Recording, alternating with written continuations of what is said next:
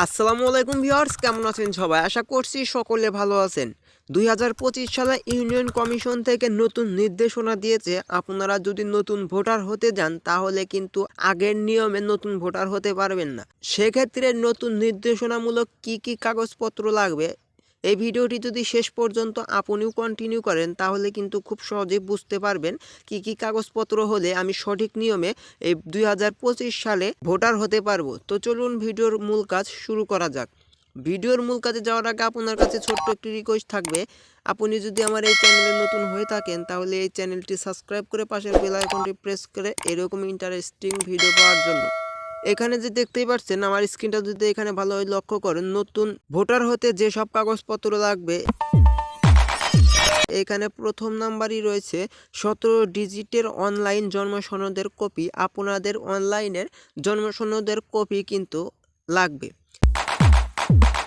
দ্বিতীয় নাম্বার যে কাগজটি লাগবে এখানে দেখতেই পাচ্ছেন জাতীয়তা নাগরিকত্ব সনদের কপি। আমরা এক কথায় যেটি বলে থাকি, ইউনিয়নের চেয়ারম্যান এবং মেম্বার যেটাই হোক না কেন তার একটি কিন্তু সার্টিফিকেট লাগবে।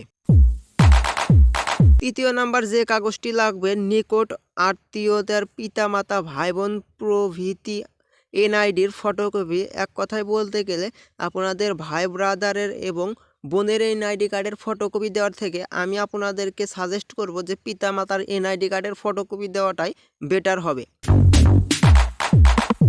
চতুর্থ নাম্বার যে কাগজটি লাগবে এখানে দেখতেই পাচ্ছেন এসএসসি দাখিল সমান অথবা অষ্টম শ্রেণী পাশের সনদের কপি। এক কথায় বলতে গেলে 5 পাস এবং এসএসসি এবং 10 পাসের যে সার্টিফিকেটগুলো রয়েছে তাহলে সেই সার্টিফিকেট একটি দিতে হবে। এবং আপনাদের এখানে অনেকই বেকারত্ব রয়েছে, যাদের পড়াশোনা নেই, সেক্ষেত্রে তারা কি করবে?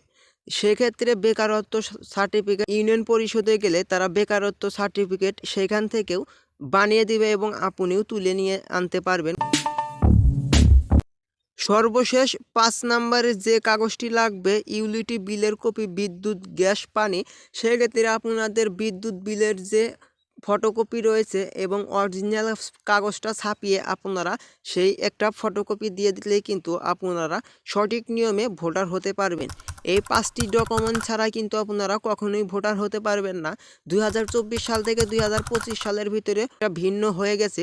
সেক্ষেত্রে আপনারা এখানে দেখতেই পাচ্ছেন আপনাদের ভাই বোনের যে এনআইডি কার্ড রয়েছে সেই এনআইডি কার্ড দিয়েও কিন্তু ভোটার হতে পারবেন। এখানে আপনার বাবা মার এনআইডি কার্ডের ফটোকপিটাই দিয়ে দিবেন। এই ছিল আজকের এই ভিডিওটি কেমন লাগলো অবশ্যই কমেন্ট করে জানিয়ে দিবেন।